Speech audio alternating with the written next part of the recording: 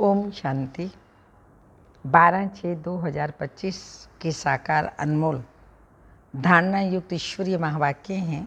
मीठे बच्चे, तुम्हें अभी ज्ञान की दृष्टि मिली है, इसलिए तुम्हारा भटकना बंद हुआ।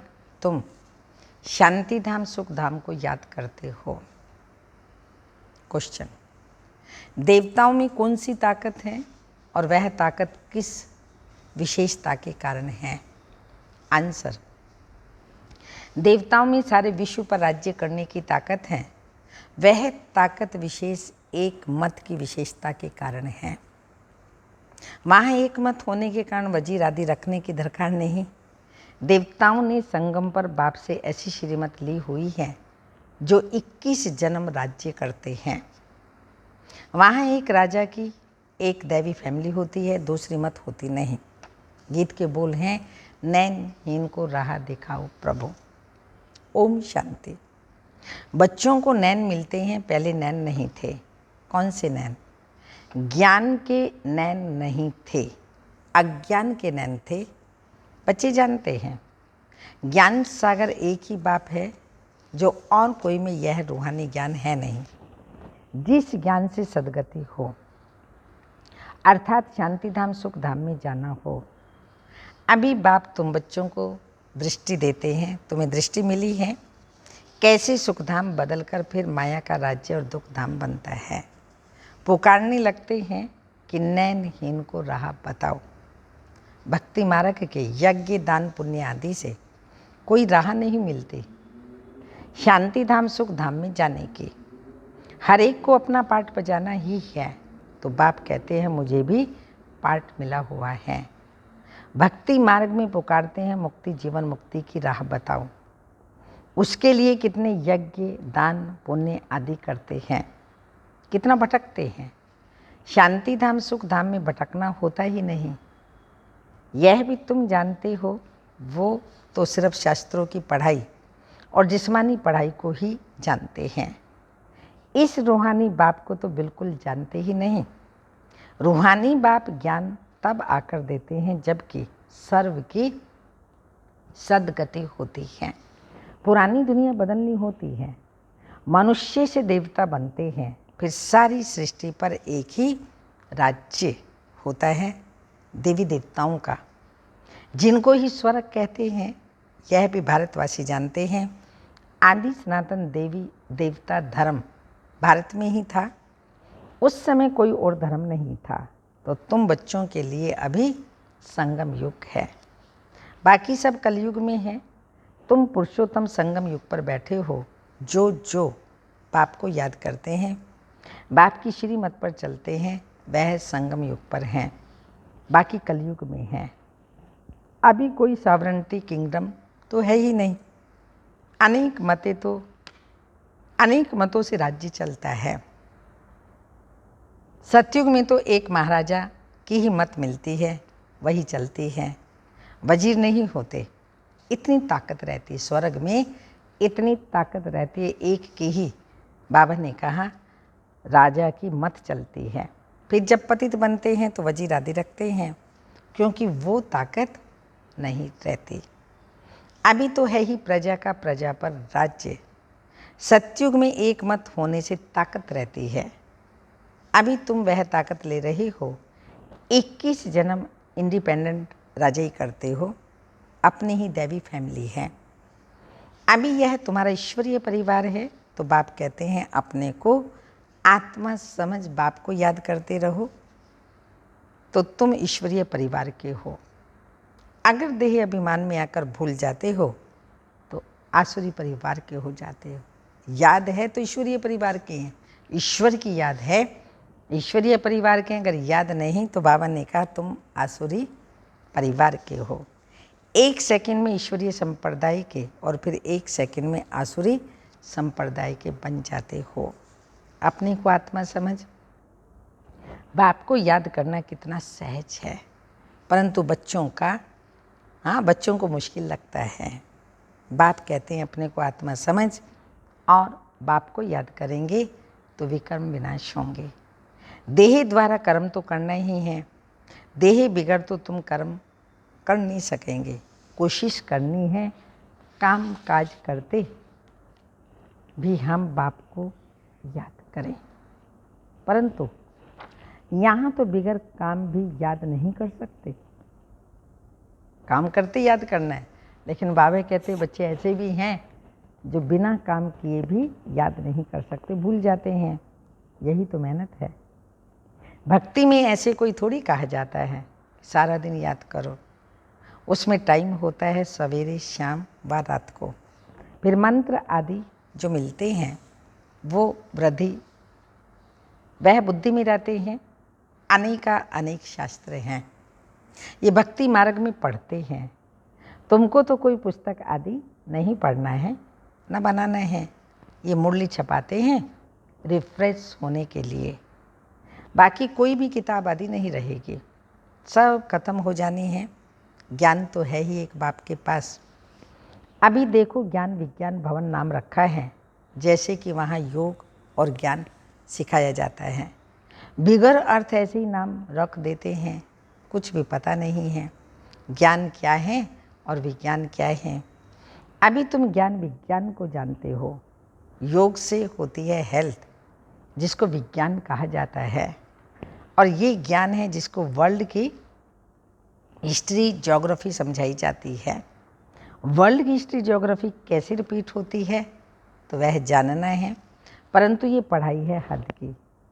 यहाँ तो तुमको बेहद की हिस्ट्री ज्योग्राफी बुद्धि में है। हम कैसे राज्य लेते हैं, कितना समय कब राज्य करते थे, कैसे राजधानी मिली थी, ये बातें और कोई की बुद्धि में नहीं आती। बाप ही नॉलेजफुल है। ये सृष्टि का चक्र कैसे फिरता है बाप ही समझाते हैं। बने बनाए ड्रामा को ना जानने के कारण मनुष्य कह देते हैं फलाना निर्वाण गया या ज्योति ज्योत समाया। तुम जानते हो सभी मनुष्य मात्र इस सृष्टि चक्र में आते हैं, इससे कोई भी छूट नहीं सकता। बाप समझाते मनुष्य की आत्मा एक शरीर छोड़ दूसरा लेती है। कितना बड़ा ड्रामा है। सब में आत्मा है और उस आत्मा में अविनाशी पार्ट भरा हुआ है। इसको कहा जाता है बनी बनाई बन रही अब कछु बननी नहीं। अब ड्रामा कहते हो तो जरूर उसका टाइम भी तो चाहिए ना। तो बाप समझाते हैं ड्रामा 5000 वर्ष का है। भक्ति मार्ग के शास्त्रों में लिख दिया है ड्रामा लाखों वर्ष का है। इस समय ही जबकि बाप ने आकर सहज राजयोग सिखाया था, इस समय के लिए ही गायन है। कौरव घोर अंधियारे में थे और पांडव रोशनी में थे। वो लोग समझते हैं कलयुग में तो अजुन 40,000 वर्ष हैं। उनको ये पता नहीं है कि भगवान आया है। इस पुरानी दुनिया का मौत सामने खड़ा है। अब अज्ञान नींद में सोए पड़े हैं, सब अज्ञान नींद में सोए पड़े हैं। जब लड़ाई देखते हैं तो कहते हैं ये तो महाभारत लड़ाई की निशानी है, ये रिहर्सल होती रहेगी, फिर चलते चलते बंद हो जाएगी। तुम जानते हो अभी हमारी पूरी स्थापना हुई थोड़ी है। गीता में यह थोड़ी है कि बाप ने सहज राजयोग सिखाया, यहाँ ही राज्य स्थापन की। गीता में तो पढ़ ले लिख दी है। दिखाते हैं और सब मर गए, बाकी 5 पांडव बचे और वह भी पहाड़ों पर जाकर गल मरे। राजयोग से क्या हुआ कुछ भी पता नहीं है। बाप हर एक बात समझाते रहते हैं। वह है हद की बात। हद की रचना हद के ब्रह्मा रचते हैं, पालना भी करते हैं, बाकी प्रलय नहीं करते। स्त्री को अडॉप्ट करते हैं, बाप भी आकर अडॉप्ट करते हैं। कहते हैं मैं इनमें प्रवेश कर बच्चों को नॉलेज सुनाता हूँ, इन द्वारा बच्चों को रचता हूँ। बाप भी है तो फैमिली भी है। ये बातें बड़ी गुह्य हैं और बहुत गंभीर बातें हैं, मुश्किल कोई की बुद्धि में बैठती हैं। अब बाप कहते हैं पहले पहले तो अपने को आत्मा समझो। आत्मा ही एक शरीर छोड़ दूसरा लेती है। शरीर पर भिन्न भिन्न नाम पड़ते हैं, नाम रूप फीचर्स सब भिन्न भिन्न हैं। एक के फीचर्स दूसरे से मिल ना सके। हर एक आत्मा के जन्म जन्मांतर के अपने फीचर्स हैं। अपनी एक्ट ड्रामा में नोंधी हुई है, इसलिए इनको बना बनाया ड्रामा कहा जाता है। अभी बेहद का बाप कहते मुझे याद करो तो विक्रम विनाश होंगे, तो हम क्यों ना बाप को याद करें। यह तो मेहनत की बात है ना। तुम बच्चे जब याद की यात्रा में बैठते हो तो माया के तूफान आते हैं, युद्ध चलता है, उससे घबराना नहीं है।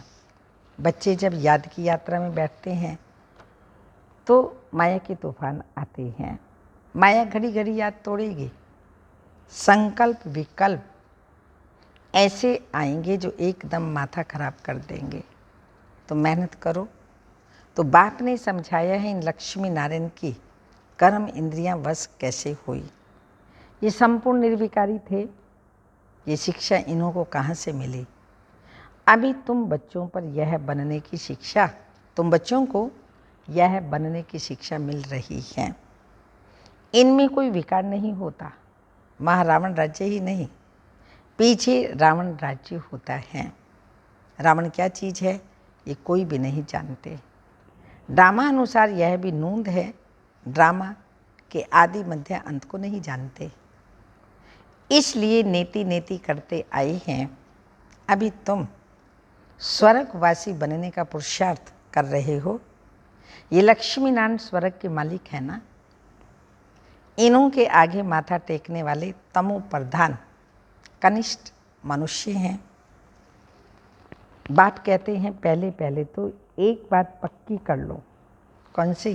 पहले पहले ये बात अपनी पक्की कर लो, अपने को आत्मा समझ बाप को याद करो। इसमें मेहनत है। जैसे 8 घंटे सरकारी नौकरी होती है ना, अभी तुम बेहद की सरकार के मददगार हो, तुमको कम से कम 8 घंटा पुरुषार्थ कर याद में रहना है। यह अवस्था तुम्हारी ऐसी पक्की हो जाएगी जो कोई की भी याद नहीं आएगी। बाप की याद में ही शरीर छोड़ेंगे, फिर वही विजयमाला के दाने बनेंगे।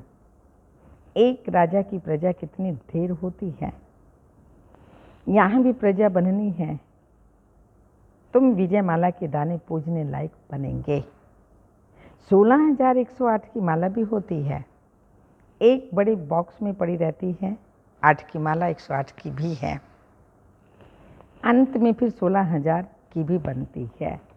तो तुम बच्चों ने ही बाप से राजयोग सीख सारे विश्व को स्वर्ग बनाया, इसलिए तुमको पूजा जाता है। तुम ही पूज्य थे, फिर पुजारी बने हो। ये दादा कहते हैं हमने खुद माला फेरी है। लक्ष्मी नारायण के मंदिर में यूँ तो रुद्र माला होनी चाहिए। तुम पहले रुद्र माला फिर रुंड माला बनते हो। पहले नंबर में है रुद्र माला, जिसमें शिव भी है। रुंड माला में शिव कहाँ से आए? वह है विष्णु की माला।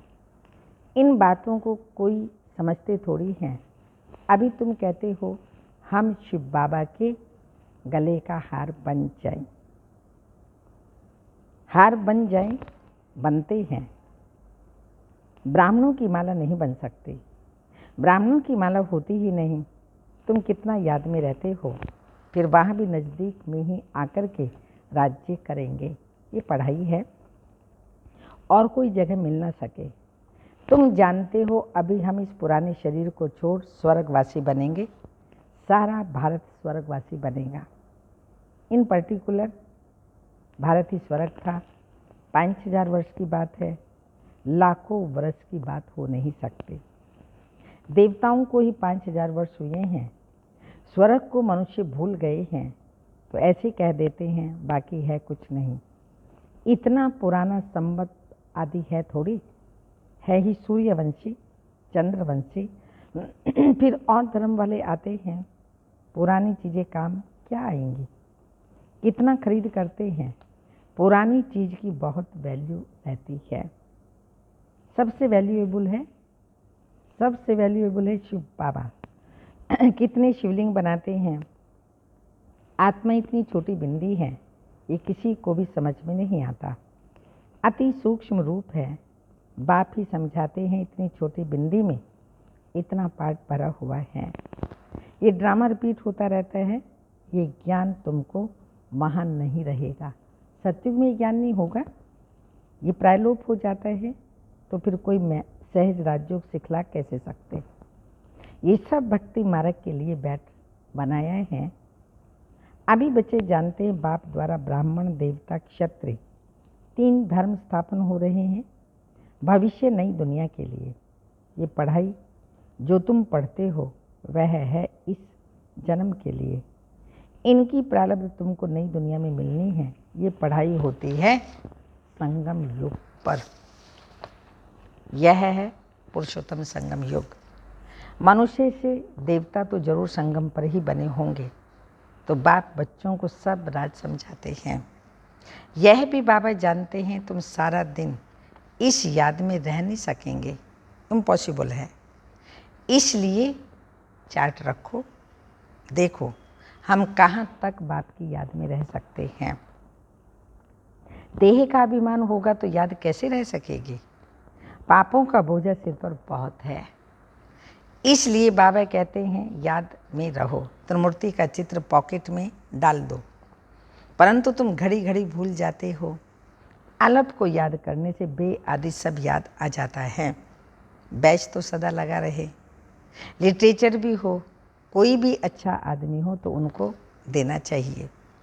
अच्छा आदमी कभी मुफ्त में लेगा नहीं। बोले इसका क्या पैसा है, बोलो यह है गरीब तो मुफ्त में, गरीब को तो मुफ्त में दिया जाता है, बाकी जो जितना दे रॉयल्टी होनी चाहिए। तुम्हारी रस्म रिवाज दुनिया से बिल्कुल न्यारी होनी चाहिए। रॉयल आदमी आपे ही कुछ ना कुछ दे देंगे। यह तो हम सबको देते हैं कल्याण के लिए। कोई पढ़कर फिर तुमको पैसे भेज देंगे, खर्चा तो तुम करते हो ना। बोलो हम अपना तन मन धन भारत की सेवा में खर्च करते हैं। अच्छा, मीठे मीठे सिक्के लदे बच्चों प्रति माता पिता बाप दादा का याद प्यार। Good morning, diamond morning. रूहानी बाप की रूहानी बच्चों को नमस्ते। हम रूहानी बच्चों की रूहानी माता पिता बाप दादा को याद प्यार। गुड मॉर्निंग, डायमंड मॉर्निंग, ओम नमस्ते। धारणा के लिए मुख्य सार ही इस बेहद की सरकार को मदद करने के लिए, शिव बाबा बेहद की सरकार, उनको मदद करने के लिए कम से कम 8 घंटा याद में रहने का पुरुषार्थ करो। कम से कम 8 घंटा, बाकी जितना भी कर सकते हो करते रहो। 8 घंटा याद में रहने का पुरुषार्थ करना है। याद में जो माया विघ्न डालती है उससे घबराना नहीं है। सेकंड पॉइंट, इस पुरुषोत्तम संगम युग पर ईश्वरीय संप्रदाय का बन ईश्वर की मत पर चलना है। कर्म करते भी एक बाप की याद में रहने का अभ्यास करना है। वरदान, अंतर्मुक्ता की गुफा में रहने वाले देही से न्यारे देही भाव। स्पष्टीकरण है, जो पांडवों की गुफाएं दिखाते हैं वह यही अंतर्मुक्ता की गुफाएं हैं। जितना देही से न्यारे देही रूप में स्थित होने की गुफा में रहते हो, उतना दुनिया के वातावरण से परे हो जाते हो, वातावरण के प्रभाव में नहीं आते। जैसे गुफा के अंदर रहने से बाहर के वातावरण से परे हो जाते हो, ऐसे ही अंतर्मुक्ता की गुफा भी सबसे न्यारा और बाप का प्यारा बना देती है। और जो बाप का प्यारा है वह स्वतः सबसे न्यारा हो जाता है। स्लोगन, साधना बीज है। साधना बीज है और साधन उसका विस्तार है। विस्तार में साधना को छिपा नहीं देना। साधना बीज है और साधन उसका विस्तार है। विस्तार में साधना को छिपा नहीं देना। अव्यक्त इशारे, आत्मिक स्थिति में रहने का अभ्यास करो। अंतर्मुखी बनो। अंतर्मुखी की निशानी सदा सागर के तल्ले में खोए हुए गंभीर मूर्त। चेहरे द्वारा आत्मिक स्थिति के चिन्ह दिखाई देंगे। एक और मनन चिंतन करने वाला चेहरा और फिर रमणीक अर्थात मुस्कुराता हुआ चेहरा, दोनों ही लक्षण सूरत से प्रत्यक्ष होंगे। अंतर्मुखी सदा हर्षित मुख दिखाई देंगे। क्योंकि माया का सामना करना समाप्त तो हो जाएगा। अंतर्मुखी सदा हर्षित मुख दिखाई देंगे क्योंकि माया का सामना करना समाप्त तो हो जाएगा। ओम शांति।